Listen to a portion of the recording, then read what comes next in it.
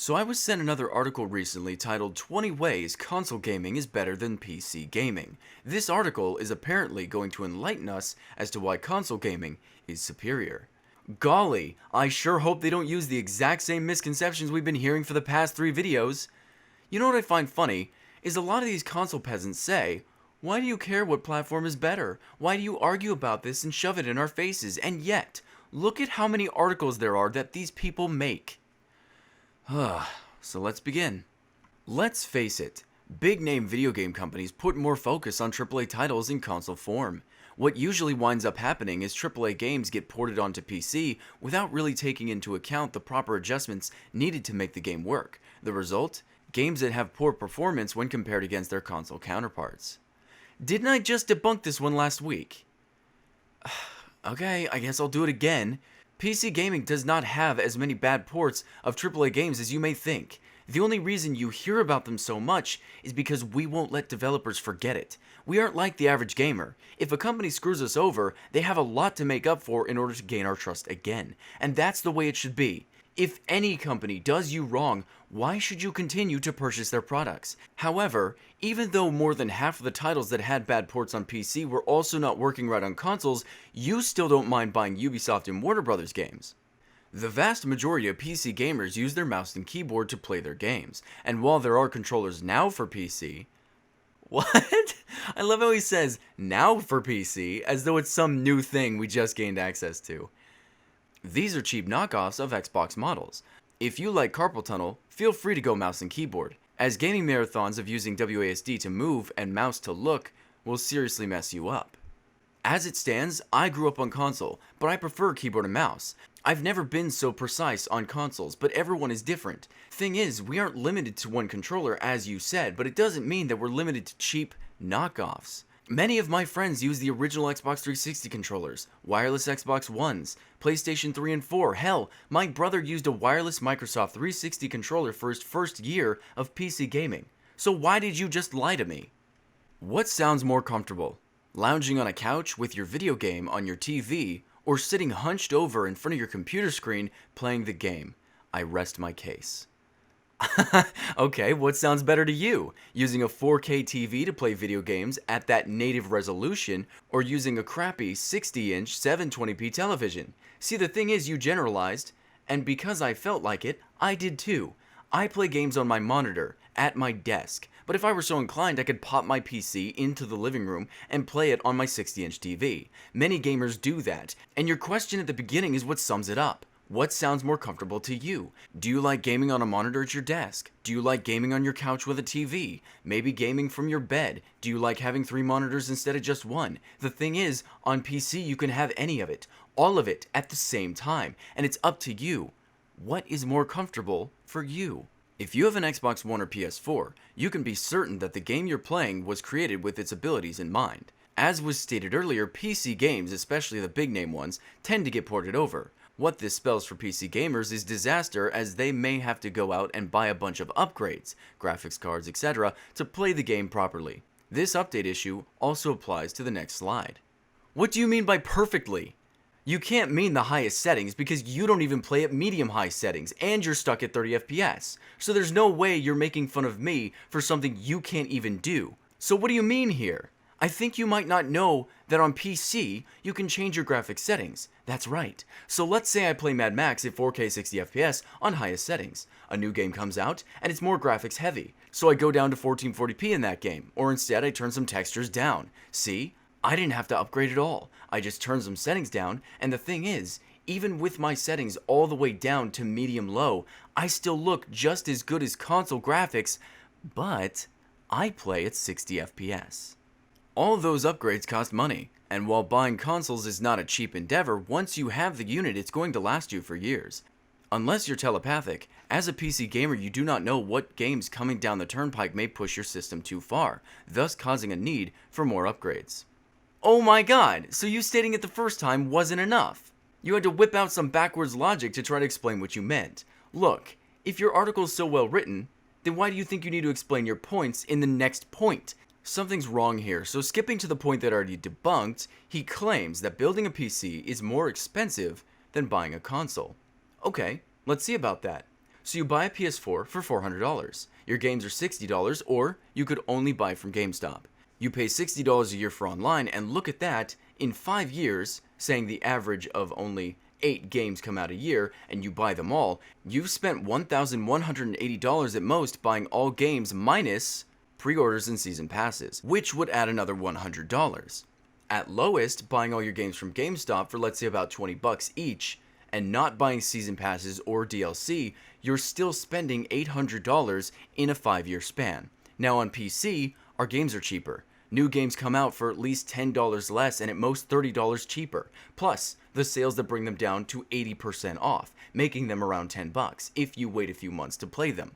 Also, we don't have to pay that $60 a month for online, so with that, you can build a $400 PC, wait for games to go on sale or buy them when they first come out for $10 to $30 off, and never have to spend $60 a year on nothing. But you're right, consoles are way cheaper. Any patches needed to update your gaming experience for consoles are downloaded automatically. Not so with PC games. In that case, you have to download and install these patches manually. Boo. Have you ever been on PC? This guy's talking about game patches, not OS patches or any other software patches here. Steam does that manually. You also never in any situation have to go download patches on your own, even with other things like graphics card drivers, OS updates. But did you know that if a developer wants to patch a game on consoles, they have to pay Microsoft and Sony to let them do it?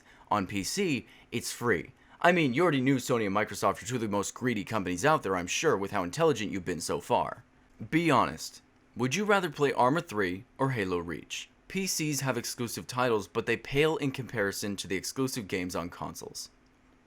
Okay, so you say that, but you could easily argue that every game, be it on console or not, is still an exclusive for us. We have the exclusive ability to play games at higher graphical fidelity, higher frame rates, higher resolutions. So really, any game is an exclusive for us because of how superior the experience is. But regardless of all that, how would you know what games you prefer? Have you played them? That's like saying, I really think the redwoods in Oregon are way better than the rainforest in South America. I mean, I've never been there, but I know what I'm talking about, so you should listen to me. Without a doubt, hacking and modding occurs with online console gaming, but it's so much more rampant in PC gaming. At worst, you'll have to worry about distributed denial of service attacks on servers, like the Lizard Squad attacks on PSN for console gaming. With PC gaming, you never know what you can expect. You'd be lucky to just get DDoSed. When someone is hacking at a video game, they do not hack you personally. They have one goal in mind. They want to cheat to win the game. And in the event that they want to do more than that, it's normally them wanting to shut down the servers for the game for a few days to prove their capabilities. So what a stupid thing to say. Oh, watch out when you play games, someone will hack you and steal your information. The only time people get DDoSed is when it's deliberate. It's almost never random. DDoS attacks are personal. I don't know if you're lying on purpose or simply don't know what you're talking about. It takes no time at all to find a server to play on when you go online with your console. The same cannot be said for PC games. It takes me like 10 seconds to open up Rocket League, find a random server, jump in. Same with CSGO, The Mean Greens, Rust, Primal Carnage, any Call of Duty and Battlefield game. This is just another blatant lie. And I'm calling them lies because absolutely no part of them is true. It's almost like the guy found pros to PC gaming, flipped them, and wrote this article. You can't play games on PC. Yes, you can. You can't change your background on PC. Yes, you can. You can't use a mouse on PC. Are you being serious? I can't believe this is happening more and more. This one, oh my god. Naturally, consoles have superior graphic capabilities compared to PCs. You won't need a PC with an extreme amount of upgrades to match the same level of graphics found on the PS4 and Xbox One. Are you serious? $400 PCs play games that look far better than consoles, and to say something like that really shows me how much you don't know. Okay, fine. I can show you. PS4, PC. PS4, PC. PS4, PC. Still don't believe me? Okay, let's try another game. PS4, PC. PS4, PC. You can look these up yourself. YouTube videos, still images. It's not unheard of. Everyone pretty much knows it. I've been hearing this a lot recently though. Are you guys just hoping that if you say it enough, it makes it true? While it's not fair, the fact remains that video games receive much more attention in console form from the media, both gaming sites and mainstream media. It should be noted, however, that coverage can be both positive and negative, like when Kotaku and other gaming news sites threw their entire gaming community under the bus based on straw man arguments, really just to divert attention from their own journalistic failures. Okay, I don't see how this is slanderous to PC gaming. These game outlets normally have stories from both PC and console news, especially recently, so I don't know which journalists you're following here, but not even the strictest console-only journalist will never talk about PC gaming. It's a platform just the same as yours, and I don't know how consoles being in the news more would even entice anyone. How is it a pro? Consoles are much more friendly for the less tech-savvy in terms of setup. It's a fact. Well, he ended it with "it's a fact," so I guess I can't touch this one. Funny he hasn't been using that more on all of these, as if he knows that this is the only one that's remotely true. But the thing is, it's not fully correct, is it? Pre-builts are plug and play as well. Even if you aren't tech savvy, and you're one of those people who don't like to learn new things, you can still game at higher frame rates, higher graphical fidelity, higher resolutions. You can get into modding, customization. You can use any controller you want to, and you can game the way you want to game. And it's still just as simple. It's a fact. There is simply more demand for the console game market to push out units quicker. If the game is multi-platform, it's pretty much guaranteed the consoles will get the game first. Grand Theft Auto 5 is a great example of this. Grand Theft Auto 5 is the only example of this. This doesn't even happen as often as you think, and that's why you only used GTA 5. I'll bet you couldn't think of any more off the top of your head. Granted, there are more, but I'd have to use Google to find out what they were. But it depends on the game, not the system. Game developers as a whole treat consoles as the future, not PCs. This does not seem to be shifting anytime soon. Right, that explains virtual reality starting on PC. That explains why consoles are more and more like gaming PCs every generation. That's why developers make games on computers. That's why 4K monitors and any monitor above 1080p really are being made. And I love how you say, game developers as a whole treat consoles as the future. Any proof of that? No? Yeah. You source yourself very well. The reason why consoles are better than PCs for gaming is simply this. Consoles are for playing video games. Look at it like this. A smartphone may have other capabilities like internet, but its ultimate purpose is communication. In the same manner, consoles have other features, Netflix, apps, etc., but their main purpose is to play video games. For PCs, the converse is true. Games are a tacked-on function, not a primary function. That's true. This is exactly why these consoles, which are made for gaming, have lower graphical fidelity, why they play at lower frame rates, why this machine made for gaming can only attain 1080p. That's why these games on the consoles are so weak. They focus more on story than gameplay because these machines are made for gaming. You know, the more you think about it, consoles are one of the weakest gaming platforms out there. All the technology we have, and they're missing out on all of it. This machine is made for gaming and it still sucks at that. Either it does it on purpose or it was designed very poorly. Another thing, I can build a PC, install the SteamOS, the machine would now literally be designed for gaming, except I built it and it's no different than my gaming PC.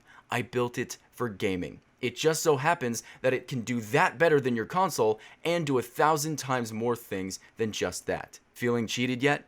If you ever want to have any sort of participation in the gaming community, get ready to mix it up with these snobs. Everything is a spitting contest with them, and deviation is hearsay. They don't just disagree with you, they question your mother's virtue. If you thought the kids on Xbox Live were bad, you haven't seen a thing. Remember, these are the troglodytes that brought us Gamergate. So the platform is bad because of the gamers on it. I was on Xbox. I can tell you that of the communities, the PC gaming community is more mature. Seriously, go to the PC Master Race subreddit. There are friendly, kind, caring people there giving away games, giving away hardware, talking about specs with their friends, sharing their builds with others, and we're all so happy for them because we've been there ourselves. We help each other with problems, and we work together to make the community a better place. Yeah, there's some jerks out there, but the same can be said for every other community. But never, not one time when I was an Xbox gamer, did people gift me games just because. Even before I became a YouTuber, I was getting gifts, getting advice, and nobody was harsh with me for not fully knowing about PC gaming. I was accepted, Again, I cannot say the same about my experience on Xbox. Sure, nobody on Xbox was super mean, but they weren't as kind as the PC gaming community. So again, you lied. I don't trust you. Plug your console into a TV and you've got all your media right there. No sweat. Streaming apps, movies, and music, whatever you've got. You don't have to mess with any other device like Chromecast. Right out of the box, your console is already a media hub. PCs have to cobble something together and hope for the best. What? Cobble something together?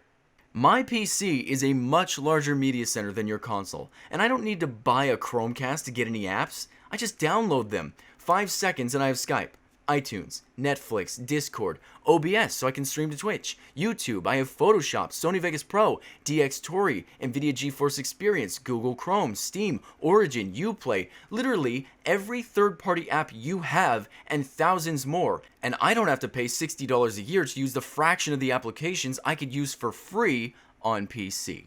Most of your normal friends have consoles because they're more prevalent in mainstream society. If you want to play with the hardcore crowd, they're there. But if you just want to have a casual game with a regular person who won't call you names spelled with punctuation, that won't happen with PC games. As well as everything in between. Being more social with more people is a good thing.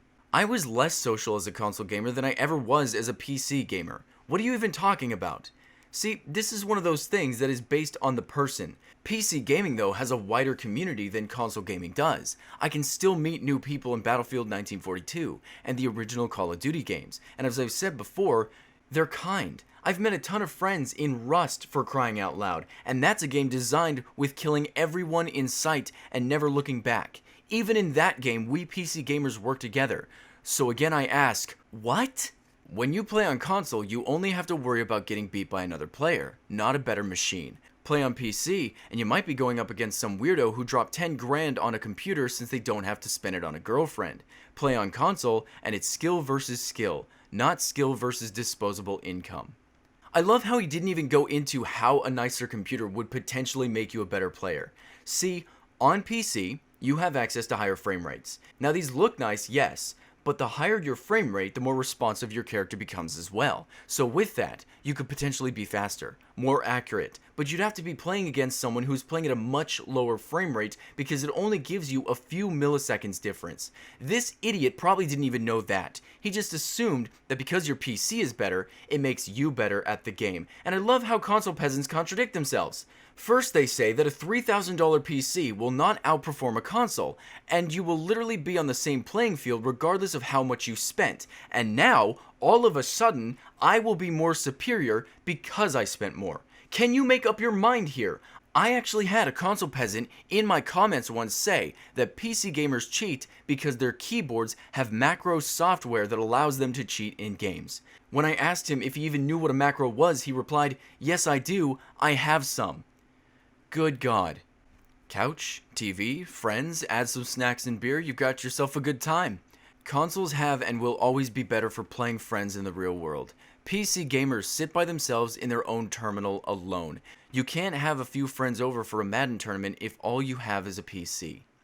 Believe it or not, this again depends on the person. When I had my consoles, I never had anyone over. I never felt the need. I played my games and I had real world friends, but after I built my PC, I wanted to share it with everyone. I constantly invited people over and let them play on the machine I built because 1, I was proud of myself and they were too. 2, the games looked so much better and I wanted them to see. And 3, I could play online games for free now and my friends and I would play split screen games on my PC online or use that Borderlands 2 split screen mod and play that. So personally, I started getting more friends over to play games when I switched. The funny thing about these articles is that they're basically all things that the PC can do, except reversed to make it seem like they can't do them. And the funniest thing is, if that were true, the PC would literally just be on par with consoles. Take everything he said in this article about PC gaming, say it was true. All he did was take away the benefits, literally making it the same machine as consoles. But they aren't true, and it's easy to see. I wanted to show you guys something that made me really happy the other day. I got a comment from Top Hats and Champagne on one of my Console Peasant Quotes videos. He told me that he likes the way I do my videos, and it just felt really special. If you don't know who Top Hats and Champagne is, he literally invented Console Peasant Quotes, and to hear him say that he liked the way I did it would be kind of like hearing Beethoven tell you that he likes the way you play the piano. So Top Hats, if you're watching this, thank you. It means a lot. And for the rest of you, thank you. And as always, I'll see you next time.